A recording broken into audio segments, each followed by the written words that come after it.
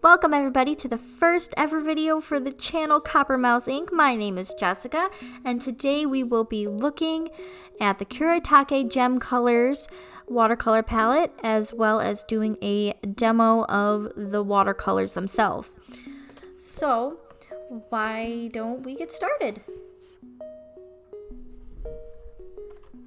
So you're going to see me come in here showing you the packaging and how you can see the colors through the packaging as well as the colors themselves. I did wet them before we started, so they're nice and juicy and ready to go. So first we are going to write down the colors, which actually are wrong. I wrote down the wrong ones for the wrong colors, so totally don't do what I do. So first we are going to start with this blue. We're going to mix it all up and we are going to put it on the paper. Now it is very patchy and doesn't have a very full coverage. Now I'm going to do a little water test and drop a little bit of water on there and put the pigment on, as well as do a gradient test, and that's what we're going to do. The same thing for the purple and so on and so forth. So when you look at the purple, and while I zoom you in, the purple is also very patchy and it does not have a lot of pigment. When I went in for that gradient test, I had to double dip into that purple. Then we come into this red, which is absolutely gorgeous. The red is actually number 830 instead of whatever it is next to, and it is pigmented. So next is going to be the pink. The pink is number 831 instead of what I have shown, and the pink, while it is pigmented, it is nowhere near as pigmented as that red. Next was the bummer of the whole group, this green, which is number 850. Absolutely terrible to me. It had zero pigmentation and it literally looked grainy. Next is another star of the group, which is this lovely gold, which is number 903. This gold was absolutely stunning, so gorgeous. So here I go in with the red and go in with the gold, and I try my best to to blend them together, but I put too much water on the paper. Now, I am not a professional. I have no idea what I'm doing half the time. I just kind of throw stuff on the paper and say, okay, let's see how this turns out.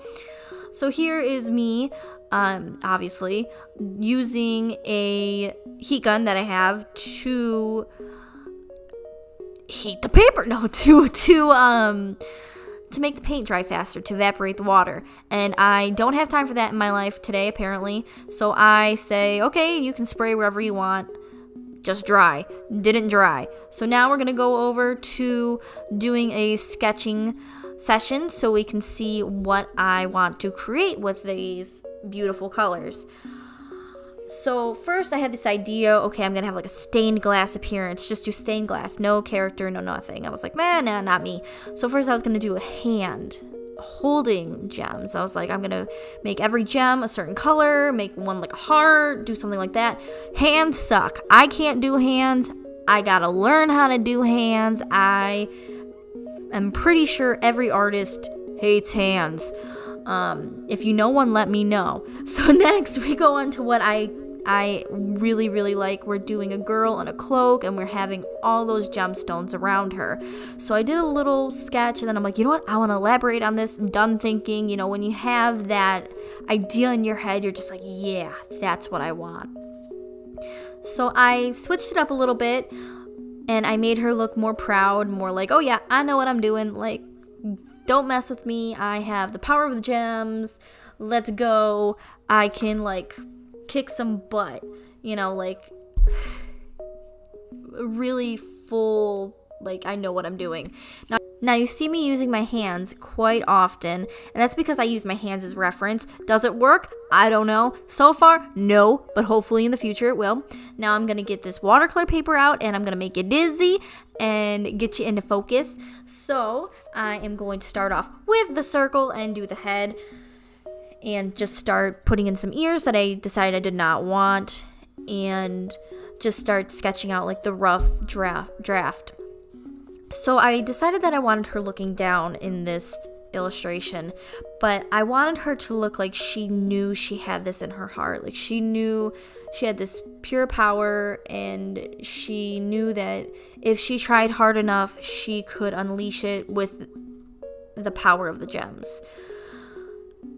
So I'm just trying to get that kind of look, kind of like, please let this work, please, please, please. In her head, she's thinking that, but on the outside, she just kind of looks like, I can do this. But really, she's like, oh, please work, please work.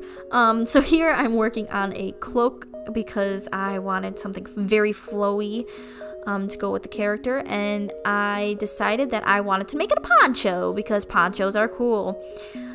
So I decided to put some arm slits in there, and you're going to see me struggle with trying to figure out how the heck do I get these hands to work.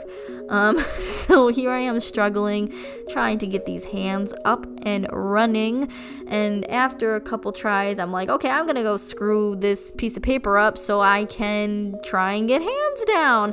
Looking up a couple of references on my phone, thank God for Pinterest. I'm like, oh, I like those, maybe I can do it. Yeah, no, you can't. You cannot do that. You think you can, but perspective is not your friend here.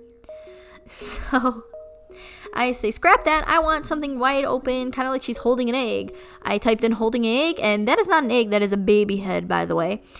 So I'm like, okay, I'm just going to wing it. It's not the focal point of the whole entire piece. People won't really look at it, hopefully. So I just start putting random shapes, and I'm like, I'm gonna just get it to work. So I have it so her hand, one hand is over the other hand, and we're just gonna kind of skip that part because it just looks like a snail.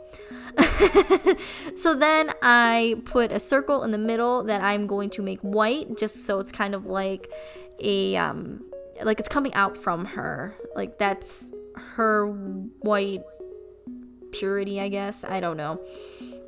So then here we are putting a bunch of the circles around. I did the same size circles around except for at the top, because at the top we're going to have a black hole.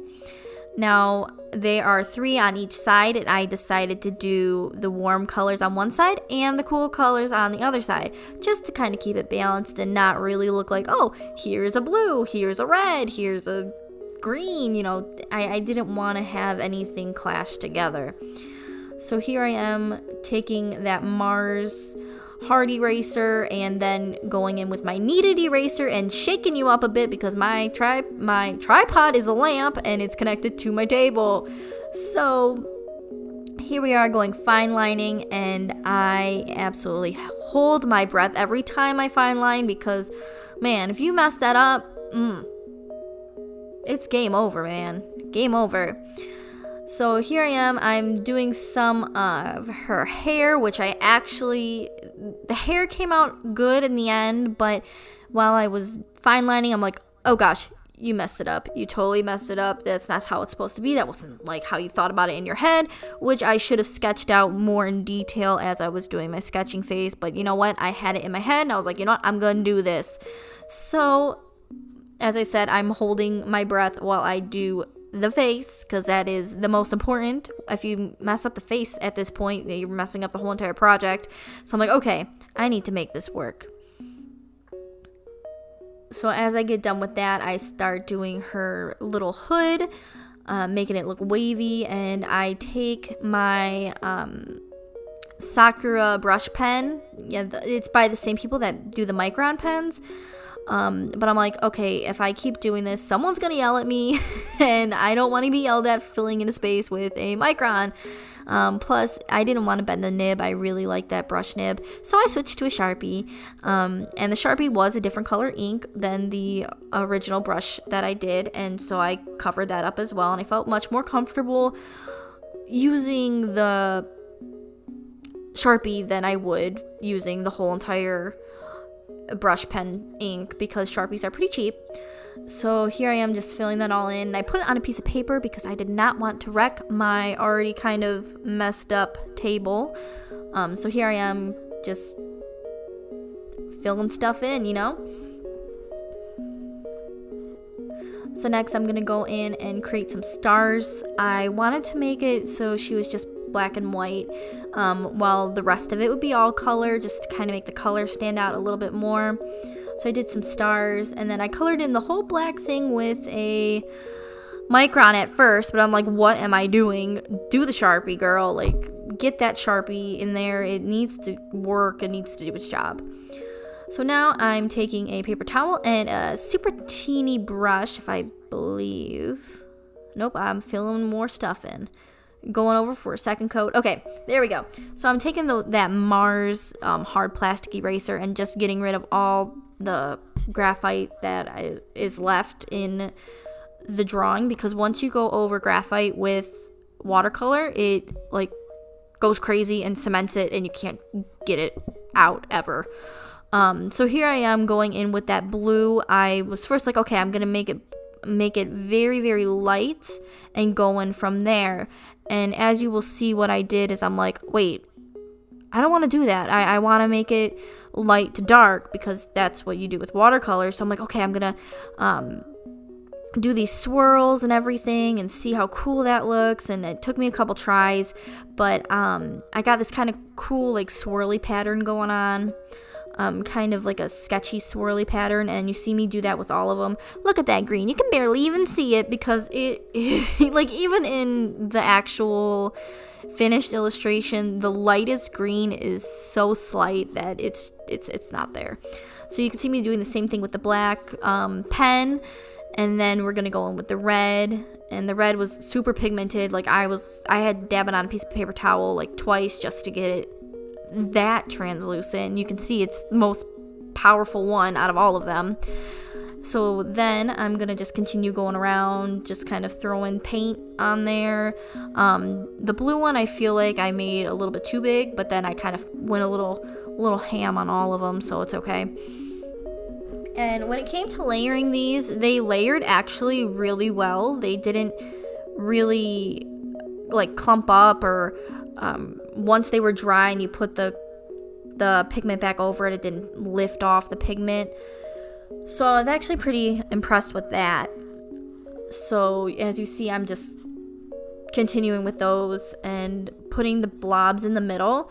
I feel like I should have waited until everything was dry to put those blobs in the middle, because what you can't see in the final one is that when you put it over the dried product, when it's like fully dry and globbed on like that, not just like it's dry with like that smooth, you do see it underneath. That was just user error. I again don't know what I'm doing. So so here you see me adding some more of that green, and that green, it does get pigmented once you start, really getting in there. But looking at the whole thing, the green definitely looks like a dud to me. Maybe I just got a bad batch. I'm not sure. There's me using my heat gun again just to try and speed things up a little bit. And it did work. It worked pretty well. I think when it comes to maybe like the reds and the golds, they are so pigmented that maybe, I don't want to say lessen the pigment, but they are so pigmented to get them almost translucent. It's like even a dip from a paintbrush is too much. Like, you need so much water to pigment ratio, which is great because it saves you paint. It's the red and the gold definitely did not have as much of a haze as I wanted it to have, unlike the other ones. Now you see me going in straight with the pigment now, just mixed with water, just so I can get like that bold, concentrated color as it is. And the blue and the purple, you could still see through it, like it's not 100% opaque until you layer it up a couple times. The green, though, when it did dry, it did something weird. It's like it dried, but then it left a different colored green in the middle of the ball. So I don't know if that was just my error or if that's just some weird fluke, like maybe the green doesn't like being a green or something like that. So then you see me just going in with the pink and doing some more of those lines and dabbing off some of the lines because I didn't like that line. And the pink definitely looks a little squished in the finished product because I think I radiated the red too much, like I said before, and there's me globbing on some red, and that is the red and the pink is where you can mostly see like, oh, it was supposed to go in a circle, but really you kind of just made them blobs at the end. Like you see me put those perfect circles up there. Yeah, they ain't perfect circles, but you know, nothing's perfect. The only thing that's perfect circle is the white one and the black one. I also forgot to mention I did put the white lines in the black just so it kind of had that same radiating effect over the black, and I thought that was pretty cool. So next you see me going over it again with some Sharpie, and this is me just making some more eyelashes because I love eyelashes, and I also did just some individual hairs as the eyebrows this time just to kind of keep it simple. And I tried doing a kind of shading technique. I know a YouTuber, Casey Golden, does that a lot, and I think I totally botched it. It's my fault, not hers. She's a great teacher. And with that was the end. I will also be putting in a picture of the final photo as well, but in the end, I really loved these watercolors. I think they do have some room for improvement, but for what they are, I think they are quite good, and I would recommend them to anybody who likes those jewel-toned colors. So it was great. They were easy to work with. They didn't crack when they were drying, which is good.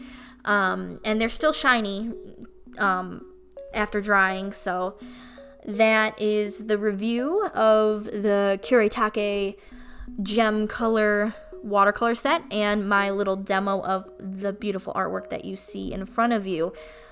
I will be uploading almost every Saturday, hopefully. If not, I will let you guys know. But until then, I will see you until the next video. Bye-bye.